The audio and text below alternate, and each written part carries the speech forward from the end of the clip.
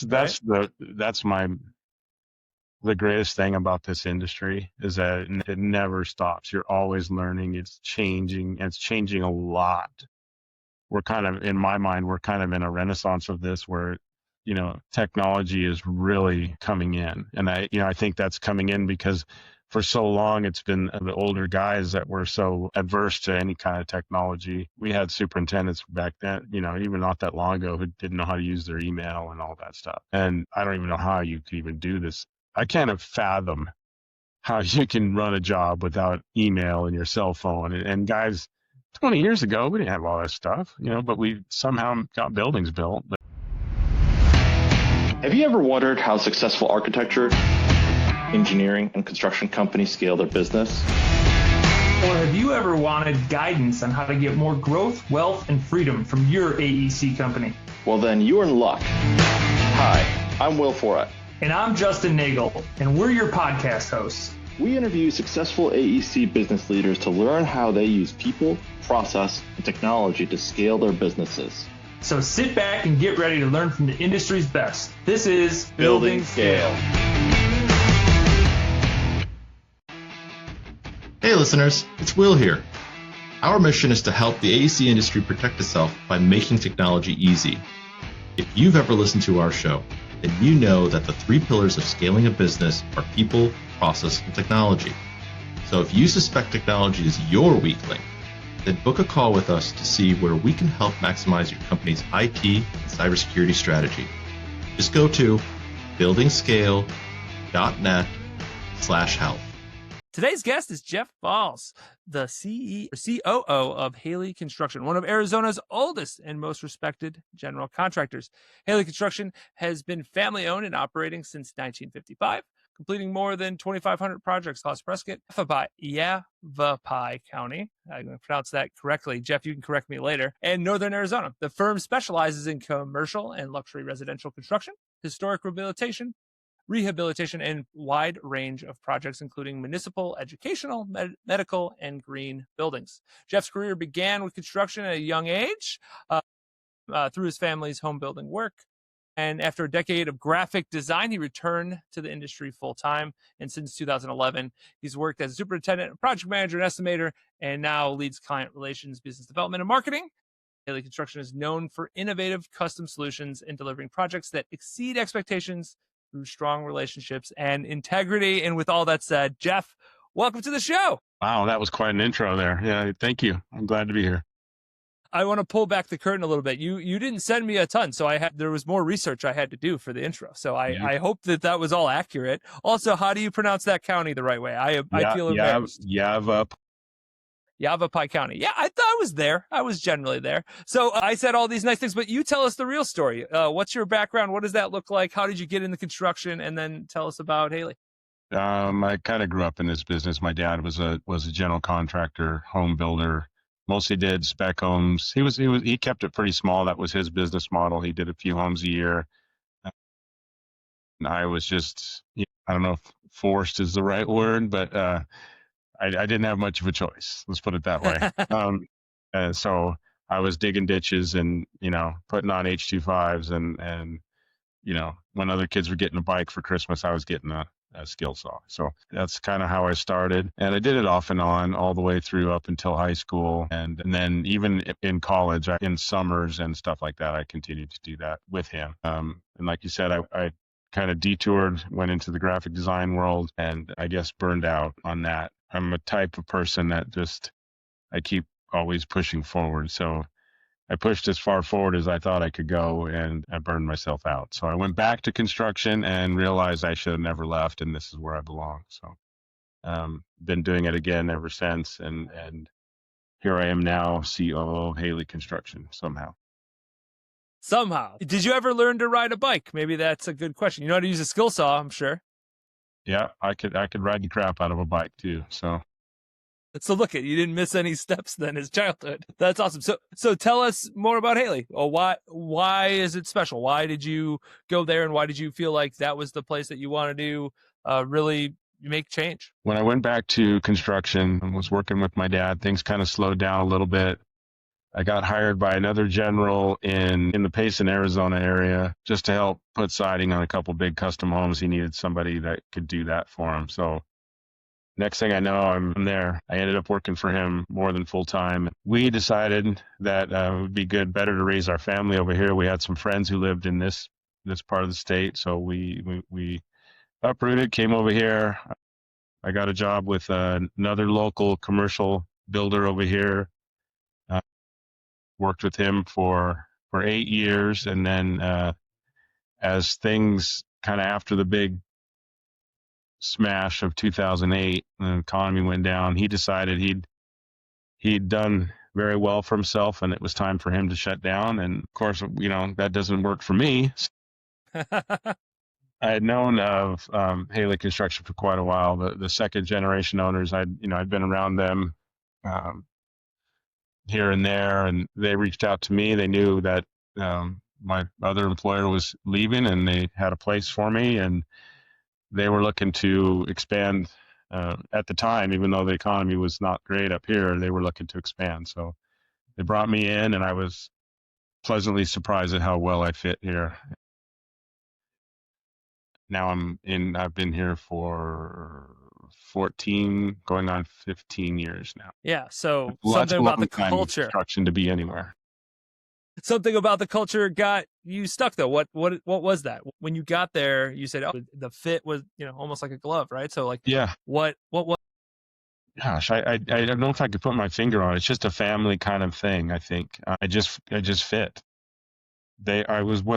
They were what I needed, and I was what they needed. As things have progressed, and I've moved up. I've helped, been a part of, sustaining or building the culture here too. So, I mean, tell a lot of people this, I'm a small part of this company, but this company is a big part of me. I don't know if I could put my finger on why. It's can't see myself ever leaving here. Well, that's a good sign. I'm sure I don't know who else would happy to hear. I don't know who else would put up with me, but well, that means that really goes to building an amazing team, right?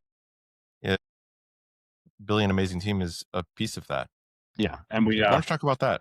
We have a great team right now, and we're at a point right now. I mean, we're small by most standards. By any matrix, we're pretty small.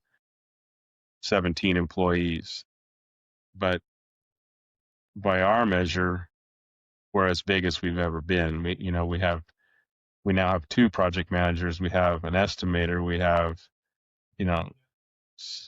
I guess 6 or 7 superintendents. I think we have 7 superintendents. We're at 7 now. And that's a lot for us. When they hired me, we had 2 superintendents, and I was the second one.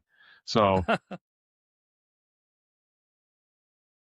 and the project manager was also the owner. And even as we moved into the 3rd generation of the company, when Alan Prairie and Jillian Haley took over, they were the driving force, and I was still a superintendent and kind of working my way into it. But yeah, now, and we brought all these great people on, and the future's bright for us right now. So hiring people, let's talk a little bit about hiring process. Because you started with 2. Did you figure out, was it easy for you to hire other supers, or no? Okay, why don't you talk a little bit about that? There's some learning lessons there. Yeah, we have a really small work pool here. Anyone with talent already has a job, so it's really difficult to find. We've been real lucky. I mean, luck has been a huge part of it. We had our CFO decided to retire about, I think it's been 3 years ago now, and we were like, what are we going to do? Where do you just find a CFO? You don't just, you don't put an ad on Craigslist for a CFO. We know everybody up here. No one that has those kind of skills that we know is looking for a job. And we had this guy walk in the door, that was semi-retired and looking to come out of retirement, and had this huge experience of being a CFO for other major construction companies, and just wanted to work for a couple more years, and brought him in. And then somebody else came behind him, and now we've got this wonderful person working in that department. And same with our 2 PMs. They just kind of surfaced and found them. the superintendents has kind of been the same thing. One guy I found on LinkedIn, and from what I could see about him, he was a perfect fit. And he's like, well, I don't think I'd fit. I don't have the experience you're looking for, and blah, blah, blah. And I kept kind of pushing him, and he fits like a glove, and he's doing great, and so it's like I almost have to go out and seek these people out and yank them over to get them here. I, there's really not, there's a few other commercial contractors up here. They have one or two superintendents, and those guys aren't leaving. They're not going to come over here, so we have this real, like I said, this really small pool to draw from. So, and it's hard to bring somebody up from Phoenix. Hey, sell your home in Phoenix and then come buy one up here that costs another 100,000 more, and we'll pay you the same amount you're making in Phoenix. So do that math. So it's a difficult thing. 56% of our population is retirement age. So that kind of tells you the other, 44% is where we got to draw from. And you can imagine how big the amount of superintendents are of that 44%. Yeah, quite the disadvantage, unless you're literally pulling people out of retirement, which apparently there's a little bit of that. Yeah, it's kind of happened. Even the gentleman who's doing estimating for us right now, I pulled him out of retirement. The previous contractor I worked at, he was me. He was the VP at that contractor. Ran into each other at a mutual friend's wedding and got to talking, and I kept feeding him drinks, and next thing I know, he's doing estimating for me. Well, that's always an easy path forward, feeding people drinks. At least certainly I've experienced that in my life. Mm-hmm. So obviously hard to get people, but then also the right people, right? Because it's not just you have a skill set and now you're it. Yeah. What is your experience with that? Where it's like, we found somebody to be a supervisor or whatever position, but like maybe that you weren't the right fit. Maybe we pulled the trigger a little too early. And that happens. And it's hard. You know what you need to do, but it makes it harder when you're like, oh, shit, what am I going to do if I cut this guy loose? Is it better to have somebody there just on the job, go looking again? Really, in your heart of hearts, you have to cut him loose. And we've had to do that a couple of times, and it's turned out for the better. So you're saying it's better to have less people than the wrong people. So do you have any stories behind that? Without throwing anybody in the bus, we had a guy working on a job, remote. Things weren't quite going as I thought they should be going, and I would notice that I would call him about a question or something, and he'd say, yeah, I'll get right back to you. Then he'd call me a little bit later with the answer. And what I figured out is that he was at home, and he would call whoever he had working out there and ask the question to them, and then they would. So I was out there one day, and he wasn't there, and called him, pretended like I was needing a question answered, and watched it happen in front of me. And that was it for that. But it did put us in a position. Here we are with it. It was a really unique residential project, and it was actually the project that got us through COVID, because if you guys remember, commercial construction had to shut down. We had one residential project going, and at the time we had 3 superintendents only, and the other 2 were busy, and I couldn't really put them out there, and it was remote, and had another guy apply, and he lived close by to there, and that was the whole reason I hired him, was because he lived close by. And he ended up finishing the job and doing great, but it was more of just I needed somebody to be out there. Would I've probably hired that guy in the long run? No. I put myself in that position because I couldn't have nobody there. So greater risk than not having anybody there. Yeah. I couldn't do it. There's no way I could be, 30 miles out of town, I can't be in 10 places at once, and can't even be in 2 apparently. But somebody, we had to put somebody who knew something, and then could at least open the gate on time. And I always think those scenarios fall into an ego problem. Like you think like, oh, I'm just going to not be the place I need to be, right? And I'm just going to work my magic in the way, whatever I need to do. Yeah, I get caught in that. I get caught in that a lot. Yeah. I've got a job right now that's just a small little job, and I was like, well, I'll just do this, this, and this, and then I get sick. So now I've had to lean on one of my other guys. It's like, hey, can you go by there? And then I'm trying to do it over the phone with him, and it's luckily it's just a small job for a really good client. Yeah, Makes it hard. Makes makes it that hard. difficult. So how do you try to avoid those scenarios? Like, what are ways that you avoid the putting, because this is the thing with growth, right? It's like you have to stretch, right? Like to grow, to get more resources, to then provide more people or more resources to jobs. Yeah. But you can only do that if you stretch, and stretching requires risk, because it's like, well, I can't, if I do get sick, or if, God forbid something happens to one of my team or somebody on my team, like that becomes a problem. So how do you handle, or how do you navigate, maybe is a better word, through that process as y'all continue to grow? Like I said, our team right now, we have some really skilled superintendents that have mostly come up through the trades and understand things, and can, even if it's not their project, they can at least solve the problem if necessary. So we're lucky in that respect, that they have the right mindset, that they know that, sometimes we have to do that. Sometimes we just have to pick up the slack for other people, especially when you're a small company like us. So we do what we have to do. I mean, that superintendent, I asked him for help, and he's like, no problem, I got you. And he's over there right away, and he's sorting stuff out and getting it going. And it's great that I can lean on him like that. I will say that that particular superintendent has worked for us most of his life, started as a laborer for us, and he's just a great, I'd say young man. He's not a totally young man, but he's, from where I had him life, he's a young man. So he's loyal to me, I think, and vice versa. And I think he'll do whatever I ask him to do. So I appreciate that from our people. We have a few people like that. That's awesome. So sounds like multiple people wearing multiple hats, which means you got to keep this plate spinning. Yeah. How do you do that? How do you balance? I have no idea. I do this, and I get here in the morning at 7 o'clock. I do this and this. I get here in the morning at like 5 o'clock. I don't leave here till 5:30-ish. It's I don't know.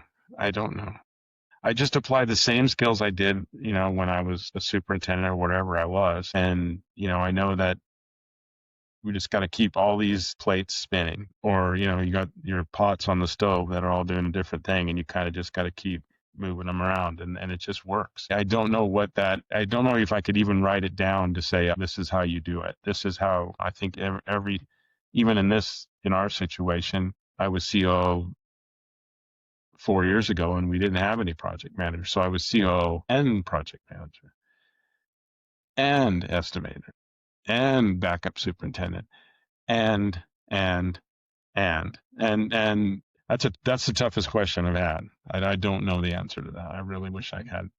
That's going to ruin your podcast. Not at all. No. Being real and authentic is what it's about, right? Because it is hard. I don't know the answer to that. So you shifting, because like you'd say, oh well, you're not that. You don't have to do all those hats anymore. But now you have new hats. You have more ops hats, BD hats, marketing hats, all those things. How has the transition been? Because you were, before you started in the field and doing all that stuff, how was the transition to be more, and not that you don't ever go to the field, but how has it been now that you are less that in the field person and more, hey, I do office stuff as well? I miss the field a lot, to be honest with you.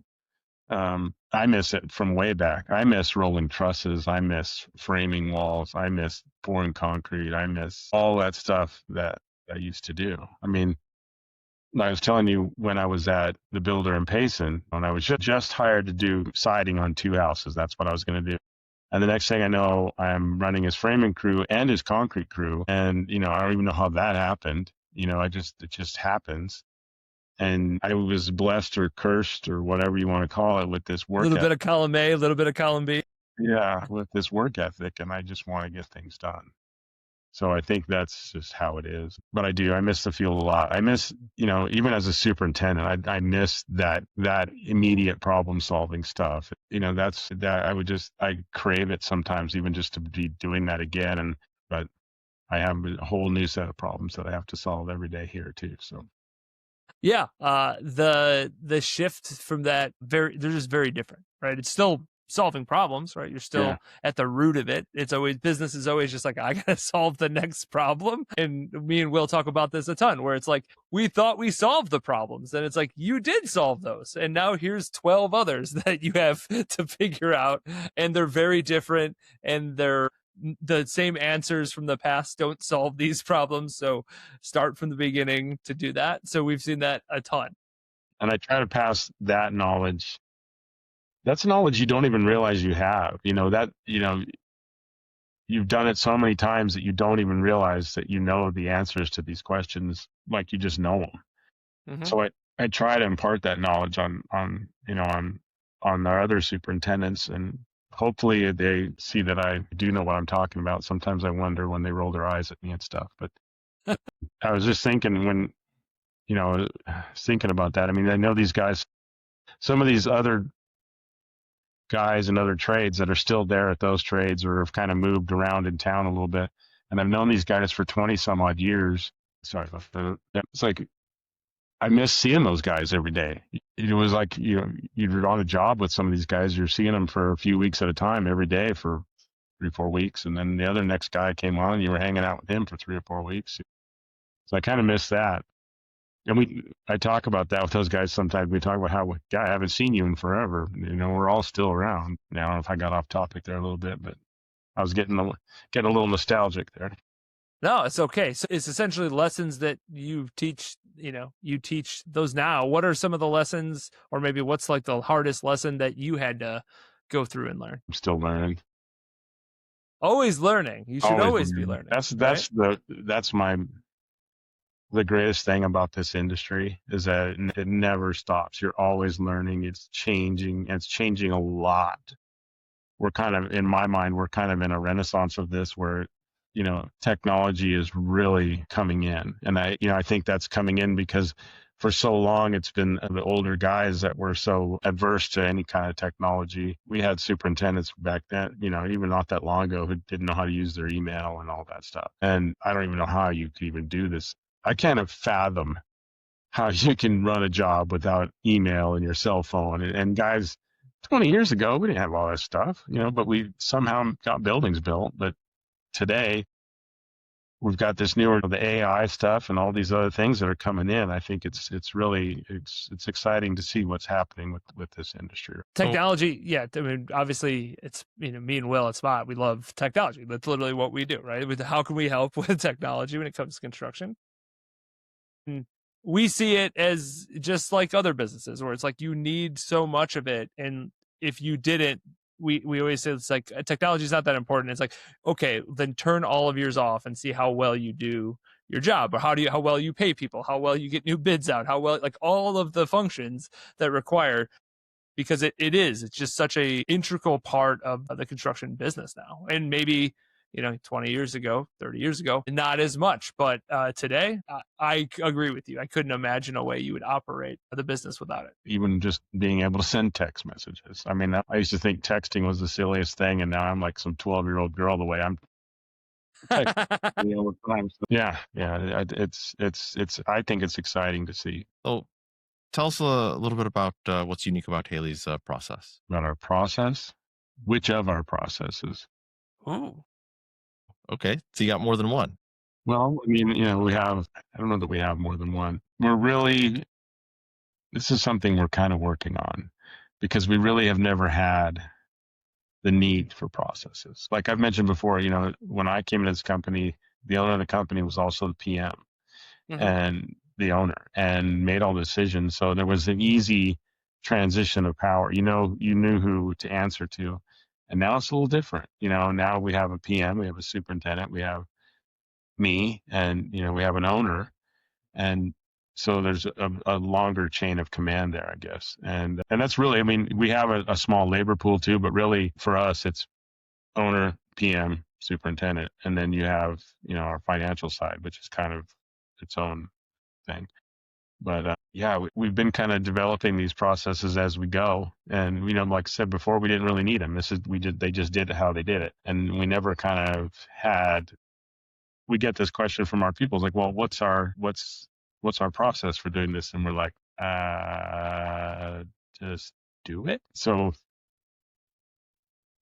that's kind of what I was trying to kind of skirt that question a little bit, because our processes aren't really that developed. A lot of our, like, if you talk about how do we get jobs, that process, how do we run a job is kind of a process. We've kind of designed our company around, we work with, unlike some of the other builders up here, we work with some pretty big architects. I mean, that comes through our school stuff that we do for the colleges and stuff. So we end up working with these large architects who demand a certain amount of paperwork and follow through and all that stuff. So we've kind of patterned ourselves in that manner. And then that now kind of translates through to how we run we only do a couple luxury kind of residential things a year. So that we use that same process for that. And it's, for us, it works really well, with all the submittals and all the RFIs, and we run everything through Procore. And then I'm pretty sure there's no other home builders up here doing that. Home builder through Procore? No, I don't. That's not a thing. But that's how we do it. That works for us, and we're all about documenting everything. So because we have to, and we can't have two different ways of doing it. It doesn't work. Our safety stuff's the same way. On our residential projects, those guys, they better be, dressed with the same PPE as they would be on our commercial projects. I promise you, not many home builders up here are doing that either. And that's what kind of prices us out too of a lot of the residential stuff. And we really don't pursue that stuff very much. And we're upfront about that too. When somebody calls in wanting a house, we kind of let them know that, okay, look, this is the normal stuff we do, and this is the stuff that's involved in our process. And it's things will make your experience better, but it's also going to add to the cost. And so they have to weigh those two things as far as, because a lot of these times these people have built a house before, and halfway through the general contractor disappears and ghosts them and won't answer questions, and they never see them, and then all of a sudden the house is sitting. And that's a common thing, and doesn't happen with us. But people have to understand that those two things, they come with a price too. I think that's it's actually a good lesson, because obviously price is always going to be a component in decision making, right? So hey, we want to build a building, if it's a residential or if it's commercial, we want to build a building, and price is going to be a component to that. But the value that you're getting out of that also needs to be taken into consideration. And if it's, the risk for a home builder, the risk that this GC disappears on me is whatever, 10%, whatever it is, that is huge. Like, that's a massive risk of dollars. So even though, hey, it's not as expensive, but it's like, but how much risk are you willing to take on as the owner of that home? And the fact that we've been around for 70 years, there's a reason for that. Yeah. Things like what we're doing now is why we'll still be here. I doubt I'll be here still, but 70 years from now, we'll still be here. We'll be on. Well, with that work ethic, I assume you'll still be there 70 years from now. That's just your mission in life almost. Yeah, pretty much for me, I might be. I'll be propped up in the corner with a broom. We joke about this a lot. So I used to say, or my family used to say that about my grandmother, because she's going to live forever. That's our belief, certainly.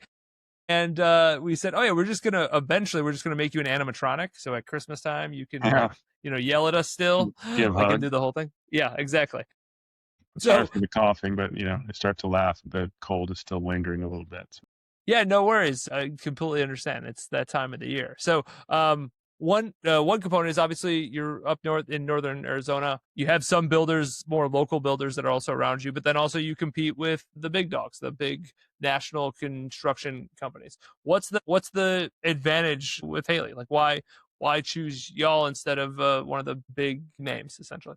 I think with us, man, probably going to ruffle some feathers with this, but ruffle away. Yeah.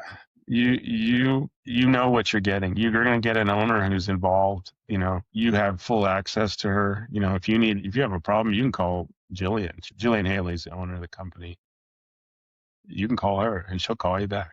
And I don't think you can do that with some of the larger ones. Maybe they're hard to. I haven't never figured out this, but those big guys are hard to compete with on price sometimes, and I can't figure that part out because they have way more overhead than I do. Yet somehow they manage to be pretty competitive on price. I don't know if it's just on volume or they really want something, they'll push you out of it, or I don't know. It's just it's a burr in my side up here because there's some really quality commercial guys up here that can build anything that these guys are coming up here to build. A lot of it we don't ever get the shot at because no one knows we exist. It's tough making that getting known. Even though we've been around 70 years, if you Google who's the best contractor in Arizona, you're going to get somebody like McCarthy's going to pop up because they're in Arizona, but even though they're not an Arizona company, and I didn't mean to throw them out there under the bus, but they're the big dogs. Everyone knows them, they're right? Huge. They're huge, and they do great stuff.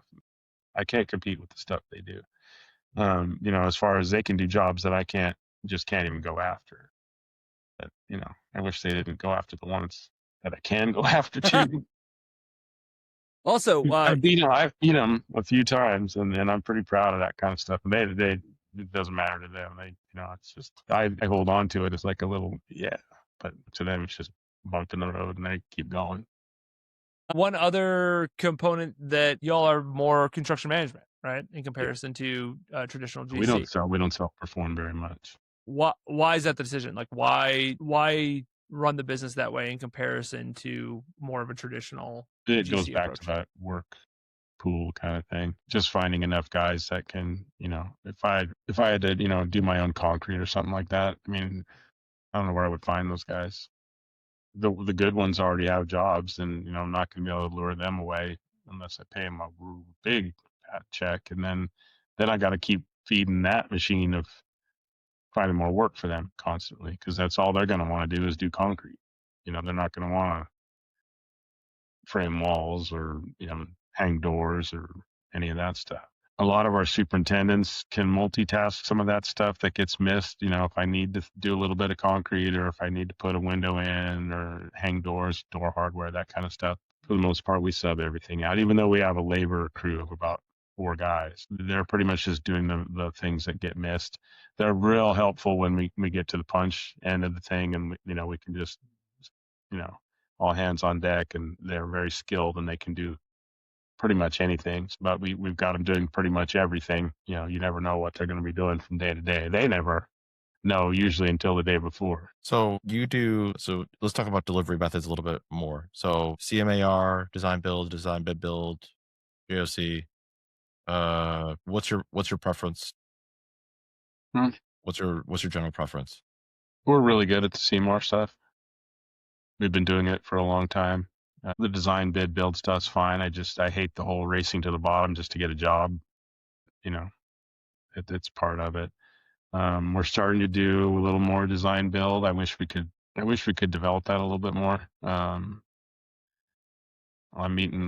have a meeting tomorrow for a possible design build project, so I'm hoping that we've done a couple. They've been okay. It's been a learning process, and until we kind of get it all figured out, again, going back to the processes, we don't really have a really good process for that yet. And then the JOC stuff I really like, as long as they're not too big. We got into that through Yavapai College, and really, really like those. And they're kind of a win and lose. You'll make money on some and you'll kind of break even on some others, but in the end, it turns out pretty good, and it keeps us busy. So where does Haley want to be in the next 5 years? Let's see, we're running about, well, if we're talking revenue, I'd like it by the end of the 5 years, we'd be doing about 20+ million. My goal, when I kind of moved into the PM side of this, I told them that my goal would be to get us into the 10. We were running about 8 million a year back then. And my goal was to get us into about the 10, 12-ish range. We're running about 14 now. So we're kind of ready to make that next move up. We have to all that helps with, increasing our bonding. Or we've really been, one of the things we've really been working on and really helped is increasing our bonding capacity. We've really been working hard on that and got that up. That's been growing really well. And that helps us a lot. All these college stuff have to be bonded because they're all typically like a government project in a way. None are not a real government project, but it's all bonded work. So as we can increase our bonding capacity, we can take on more projects at the same time. So, and we've been working hard on that and done a really good job on that. But that's where I'd like to see us as far as revenue goes. Size wise, we're in our original office here, which the company started in, 65 years ago. They came to Prescott in 1960. So it's kind of tight. It's kind of small. So we're looking at, in 5 years, we're going to be in a whole new building, maybe with 4 project managers running. By then we're going to need about 14, I would say, superintendents to get to that 20 million revenue part. It's kind of what I don't know. I've never been a COO of anything. I'm just giving you what my extrapolated experience would be. Well, you've been a COO at Haley, so that's true. Yeah, for 3, 4. I don't even know how long. I really don't. It's probably the cold medicine, but I'm not sure how many years I've been the COO. I think it's 3. Not sure. All right. So one thing that we find pretty common is people that utilize either consultants, coaching, mentorship, all those kind of things. What does that look like for you? Personally? Well, personally, professionally, however you want to throw it out there. Personally, we're very big. Well, just, we'll go with the training side of it. We're really big on training through the ABA, and Small Giants has its Center for Construction Excellence. I'm probably messing up the name on that. That both of those entities we use them a lot for training, and they're great. And we try to, we offer that to all of our people. We pay for everything, just go do it. And most of them take pretty good advantage of that. Mentorship, this is a tough one for me. I don't see myself as a mentor, but I guess in some sense I have to be somewhere. I try to, guide these guys like I would do things. Maybe that's not even the right way, but that's, it got me here. As far as mentors for myself, I have a few, and I lean on them quite a bit, probably more than I should. They probably get tired of me calling them for, what? That's what mentors are for. They're there to answer your question. And one of them in particular, he started here at Haley the same time I did. He was kind of semi-retired, he'd come from Vegas, so he was used to the real world stuff. Him and I we were like, still, I talk to him once a week and vent to him when I have to, and miss seeing him every day and miss having him to bounce stuff off of. But he's been my biggest mentor. And then I have others that probably don't even know it, but they are. And a lot of guys that I've worked with over the years have helped shape me. All right. That makes sense. What about technology? What are you using with technology? Obviously, we talked about a little bit like how important it is. What are those things that you're using currently? Well, for our project management, we're using Procore. We've found nothing. It's not the greatest, but it's, in my opinion, the best available. It works really well for us. We have a couple people in the office that are pretty handy with it. All of our superintendents are, they all have a tablet and a laptop and all that stuff. And we're starting to dip into the AI stuff and working with it through Bluebeam, and it kind of is helpful for takeoffs and stuff like that, even though it's more helpful. Most of our takeoffs are just kind of to double check when we get an estimate in from a trade partner. We kind of want to double check that, they have everything covered. And that's, there's 35 doors and that kind of stuff. It's easier just to have AI count all those doors and all that stuff. We're still in the infancy with that, though. We're little babies with that. And we've used it for some proposal stuff and things like that. I'm a little bit still sketchy on it because I think you're going to start seeing, as all these proposals come in, they're all going to kind of sound the same if the owners are all reading them. There's going to be a lot of similarities. Their technology, I don't know. Right now I'm looking into some new scheduling software. If you guys have any tips on that, I'd kind of like to get away from Microsoft's project a little bit. It's great, but it's almost too much. I would like to have something that was more simple and everybody could kind of be more interactive with in real time. That'd be cool, especially if the PM and the super can kind of both be working on it, and that would also be compatible with Procore, because Procore doesn't, you have to download something into Procore. It doesn't have its own, they keep saying they're going to do one, but they never do. So Procore's I've heard that one for like the last 4 years or something like that. If you're listening, Mr. Procore, you should do that because it would make my life easier. I'm sure that's the number one priority on his list. Other technology stuff, really. That's about it for technology. Yeah. All right. No, that's totally good.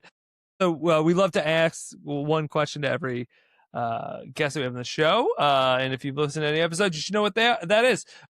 But if for our listeners that this is the first time they're listening, we always ask, if you could go back 20 years, Jeff, what advice would you give yourself? So this would be 2006 is when the episode will be released.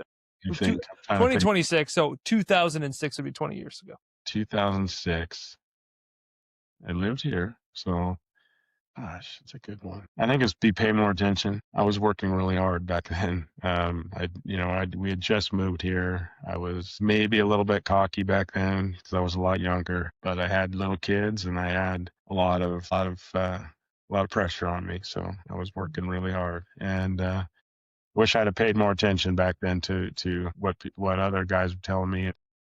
Might have learned a little more. Maybe learned it a little bit easier than having to learn it the hard way all the time. It's good advice. That's literally why we have the podcast. How can we help others learn from other people, right? Like that's the whole concept. I know I was going, so I've been, kind of laid up for the last couple of days, and I was going through the podcast and I was like, man, I don't compare it with any of these people you guys have been talking to. That made me real nervous today. Don't need to be nervous. Your perspective is important, right? Like that's, to us, it's significantly more than we do because you live it every day. And even if you are not the cocky young person and you're much more of a humble human being at this point, that's a good thing. That's a good quality to have, at least in my opinion. You have to learn it. And practice it every day.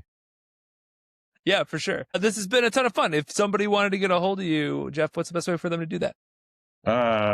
You can call me. Phone number is 928-445-1281, or you can email me at jeff@haleyaz.com. Awesome. I'll throw that all in the show notes. And is there anything else you'd like to tell the people before we say our goodbyes? Plan.